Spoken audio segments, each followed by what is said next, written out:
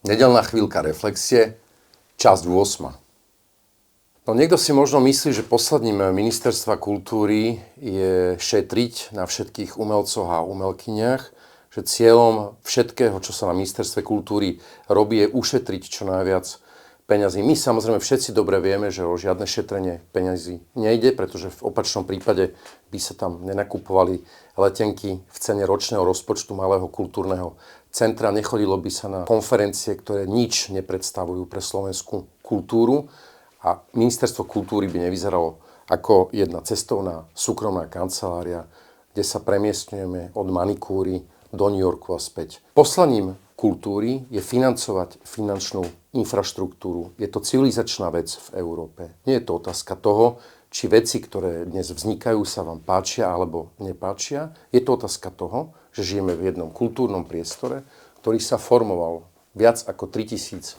rokov. Európa je veľmi špecifická svojimi kultúrnymi politikami, ale vďaka tomu ku nám chodieva celý svet pozerať sa na to, ako vyzerajú naše mestá, ako vyzerajú naše múzea, ako vyzerajú naše galérie a ako vyzerá tvorba v priamom prenose.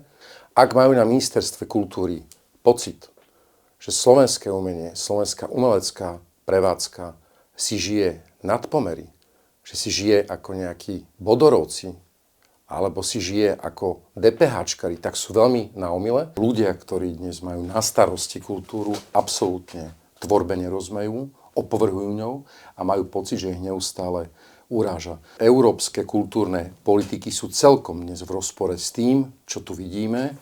Túto strašidelnú, plnoformátovú vojenskú operáciu vedenú Ministerstvom kultúry proti kultúrnej obci, proti ľuďom, ktorí tu reálne vyrábajú hodnoty, ktoré sú súčasťou našich identít, našich orientácií a všetkého, čo Slovensko, moderné kultúrne Slovensko znamená. Proti tejto chunte, ktorá ovládla a zabarikádovala sa na Ministerstve kultúry, dnes vystupujú spoločne od folkloristov cez čípkárky po ľudí, ktorí sa venujú abstraktným umeleckým žánrom.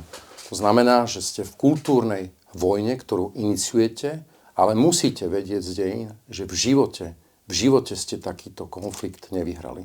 Pekný večer.